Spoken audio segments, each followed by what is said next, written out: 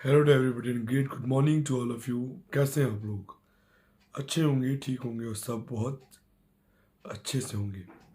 जैसा कि आप लोगों को पता है, नीट पीजी काउंसलिंग राउंड 2 की ज्वाइनिंग की जो डेट थी वो दोबारा से बढ़ा दी गई है, जो कि 27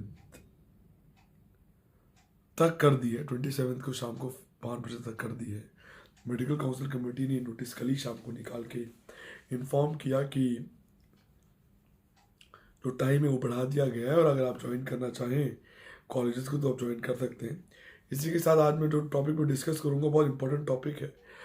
कुछ को समझ में आएगा तो बहुत है, जिनको नहीं समझ में आएगा उनको भी समझने की कोशिश करनी पड़ेगी कि मॉपअप राउंड और स्टे वैकेंसी राउंड, दो राउंड अभी होने बचे हैं ऑल इंडिया के, जिसमें से मैं डिस्कस करूंगा कि मॉपअप में कितना फ़र्क पड़ेगा और स्टे में कितना फ़र्क पड़ेगा, कौन सा राउंड एग्जैक्टली कितना लॉटरी भरा होगा।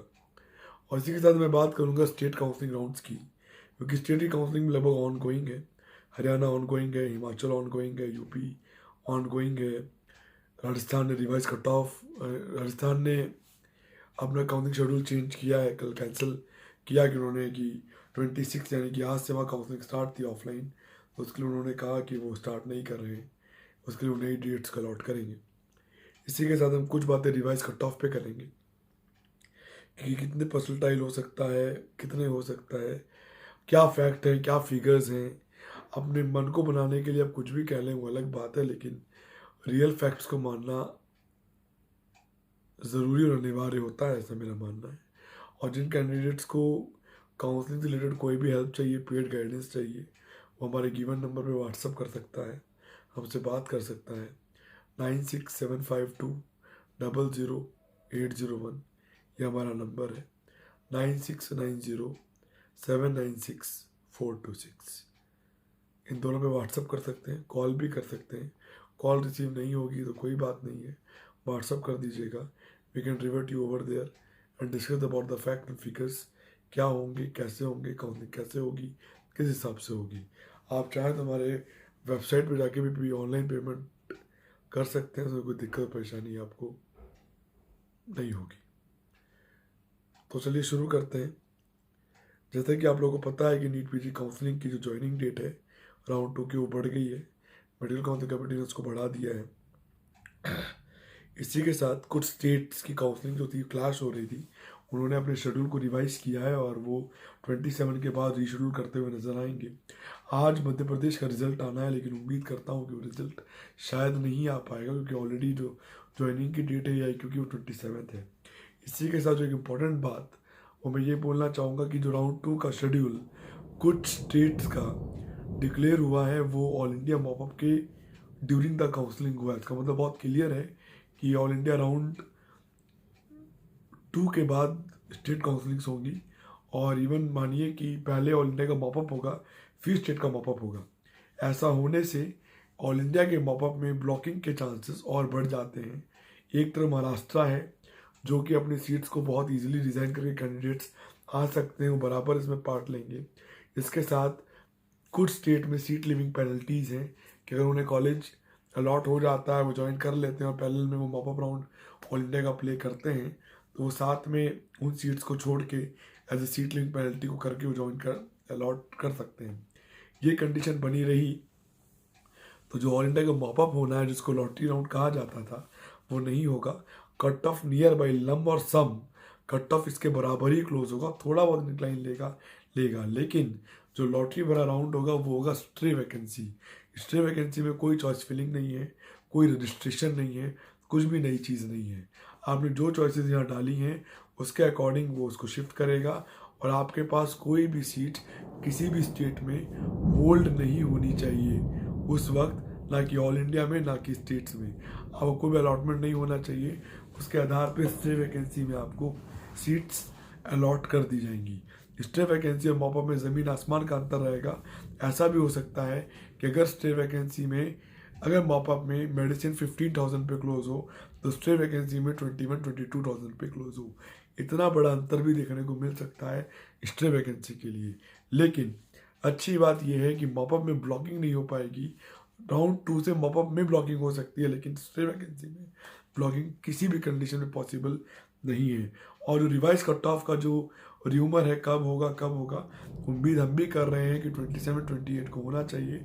हो सकता है 2-3 दिन और फर्दर डिले हो, 2-3 तारीख को एक कंडक्ट हो, ऐसी प्रोबेबिलिटीज हमें लग रही हैं कि हो सकता है तब हो। एक बात मैं आपको और बताऊं, रिवाइज कट ऑफ अगर होगा और आप काउंसलिंग करने जाएंगे तो पैरेलल में आपको एक बैरियर बना के चलना है अपने माइंड फ्रेम में कि आपको अगले साल के लिए भी जाना पड़ सकता है।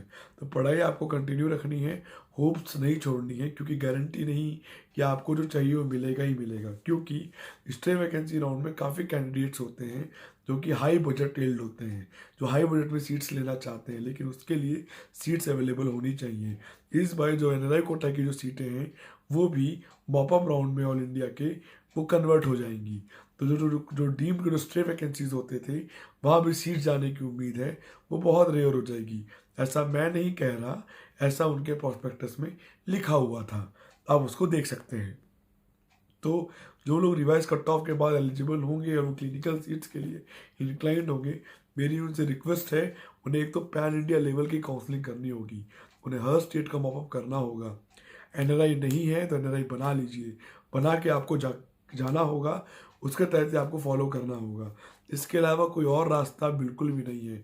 कोई कॉलेज, कोई अथॉरिटी कमिट नहीं कर सकती कि वो आपको सीट दे देगी, क्योंकि सीट देने के लिए उनके पास भी सीट का बचा होना बहुत ज़रूरी है, जिसके चांसेस बहुत ज़्यादा नैरो और कम नज़र आ रहे हैं। जैसे कि हर स्टेट के रूल्स हैं, इस बार राउंड 2 और मॉपअप में लगभग NRI सीट्स कन्वर्ट हो जाएंगी, तो कहीं भी कोई चांसेस मिलेंगे नहीं। वो डिपेंड करेगा काउंसलिंग आप कैसे प्लान आउट करते हैं। मैं ये नहीं कह रहा कि आपको सीट्स नहीं मिलेंगी, मिलने के चांसेस रहेंगे, लेकिन उसके लिए आपको बहुत ब्रॉड प्ले करना होगा। अगर आप मेडिसिन लेना चाहते हैं तो TB टेस्ट भी आपका ऑप्शन होगा। TB टेस्ट लेना चाहते हैं तो ऑप्था ENT सर्जरी भी आपके ऑप्शंस में होने चाहिए। आप किसी एक चीज़ के खुंटे को पकड़ के चलेंगे तो डूबने के चांसेस ज़्यादा रहेंगे। जितना ब्रॉड प्ले करेंगे with the high budget, low budget बिल्कुल भी नहीं, ज़ीरो। लो बजट आप जा ही नहीं सकते हैं, आपको अपने आप को स्पेंड करना होगा और हाई बजट के साथ जाना होगा। और एक बात, मॉपअप में जो आप चॉइस फिलिंग करेंगे वो बहुत सोच समझ के कीजिएगा, ब्रॉड वे में कीजिएगा, कि जिससे अगर आपको यहाँ सीट्स नहीं मिलती हैं तो स्टे वैकेंसी में सीट्स आपको मिल जाएं। क्योंकि स्टे वैकेंसी में सीट्स खाली आएंगी, क्योंकि क्या होगा, कैंडिडेट्स जब दोनों स्टेट और राउंड 2 के बाद वो मॉपअप में जाएंगे ट्राई करने के लिए, तो वो ये देखेंगे उन्हें कहाँ क्या बेटर मिल रहा है। उनके पास एक ऑप्शन स्टेट मॉपअप का भी होगा, तो वो उसको भी ज़रूर फोकस में रखेंगे कि पहले हम उसको भी देख लेते हैं। तो इन चक्करों में कहीं ना कहीं मिंगलनेस होगी और सीट्स लैप्स होंगी, जो कि बहुत गलत है। मैं इसके एकदम 100% अगेंस्ट हूँ। ब्लॉकिंग नहीं होनी चाहिए। आपको एक साथ 3-4-5 ब्रांच मिल जाती हैं, आप एक लेते हो के चक्कर में कई सारे कैंडिडेट्स की सीट लैप्स हो जाती है। इसको अपने ऊपर अगर फील करके देखेंगे कि आप पे क्या बीतेगी, तो आपको अंदाज़ा लगेगा, जो कि बहुत गलत है। मेरे अकॉर्डिंग गवर्नमेंट को कोई स्ट्रिक्ट रूल्स पे लाना चाहिए कि जिससे ब्लॉकिंग एकदम पैक हो जाए। लेकिन अभी तक यही रूल्स हैं जिसको मैंने आपको बताया, तो आप उसको फॉलो करके चल सकते हैं।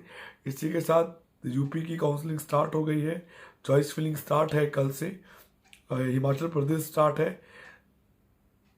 पैरेलल में हरियाणा की लास्ट डेट थी कल, हरियाणा की लास्ट डेट थी, रिजल्ट उनका भी आने वाला है। इसी के साथ मध्य प्रदेश का रिजल्ट आ जाने की उम्मीद है, तो उम्मीद करता हूँ कि आज शायद ही रिजल्ट आ पाएगा, शायद वो रिवाइज करेंगे अपने शेड्यूल को।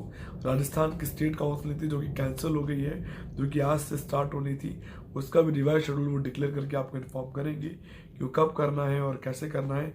इसी के साथ कर्नाटका का जो शेड्यूल है वो डिक्लेयर हो गया है। जिन कैंडिडेट्स ने वो डॉक्यूमेंट सबमिट कराए हैं वही कैंडिडेट्स राउंड 2 के लिए एलिजिबल है, उसके अलावा कोई भी कैंडिडेट राउंड 2 के लिए एलिजिबल नहीं है। एक बात मैं आपको और बताऊं, जिन कैंडिडेट्स ने राउंड 2 में सीट्स छोड़ दी थी और आज जब डेट बढ़ाई ऑल इंडिया की, मेरे पास ऐसे लगभग 30 से 40 कॉल्स मुझे रिसीव हुए जो ये कह रहे थे कि हमने पहले नहीं लेने का मन बनाया था, लेकिन अब हम सोचते हैं कि जाके कॉलेजेस ले लें। पैनिक का माहौल बना हुआ है, एक डर ज़रूर है कि साल खराब ना हो जाए। हो सकता है साल खराब हो जाए कुछ लोगों का, इसके लिए आप पढ़ाई करते रहिए, बुक्स को अनफोल्ड करके रहिए। अब वक्त आ गया है कॉम्प्रोमाइज़ करने का, अब वक्त आ गया है अपने आप को ब्रॉड लेके चलने का।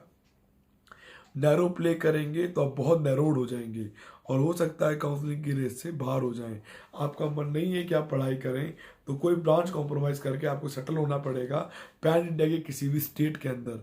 मन चाहे कॉलेजेस नहीं मिलेंगे, मन चाहे ब्रांचेस नहीं मिलेंगी, मन चाहे प्लेसेस नहीं मिलेंगे। जो लोग स्टेट वैकेंसी में जाने के लिए हिम्मत रखते हैं, जो टेक्निकली रेडी हैं, उनको बहुत फ़ायदा होगा, लेकिन ये ओनली गवर्नमेंट और डीएनबी को होगा, डीम्ड को और प्राइवेट्स को नहीं होगा। ये ओनली गवर्नमेंट और डीएनबी इंस्टीट्यूट्स को होगा। तो इसको आप ज़रूर एक बार लुक कर सकते हैं कि आपको जाना है या नहीं जाना है। और अगर आप स्ट्रे में जा रहे हैं तो अपना जो ब्रेन है उसका एक फ्रेम आपको रेडी करके रखना होगा कि हो सकता है मुझे नीट पीजी का जो मई में एग्ज़ाम होना है 21 मई को 22 का, वो आपको देना पड़े, उसके बाद ही आप जाइएगा। कई बार लॉटरी लगती है, आप लोगों ने सुनी होगी, लेकिन इस बार मैं उम्मीद करता हूँ कि देखने को मिलेगी। लोअर रैंकर्स को बड़ी ब्रांचेस मिल सकती हैं स्ट्रे वैकेंसी राउंड में, लेकिन वो उन्हीं को मिलेगी जो ये बात मानेंगे कि उन्हें कैसे आगे जाना है और मॉपअप राउंड में उनकी चॉइस फिलिंग्स कैसी होंगी उस पर भी बहुत कुछ डिपेंड करेगा और वेरी करता हुआ नजर आएगा। मॉपअप राउंड में ज़्यादा कट ऑफ हिलना बहुत मुश्किल है। लम सम 1000-2000 रैंक की फ्लक्चुएशंस देखने को मिलेंगी। बड़ी फ्लक्चुएशंस देखने को मुझे नहीं लगता कि आपको इजीली ग्रैब आउट होगी। तो चीज़ों को देखिएगा, एनालाइज कीजिएगा, मेरी बात को समझिएगा, उसके तहत आपको चलना है। स्टेट्स में अपनी सीट लैप्स मत कीजिएगा।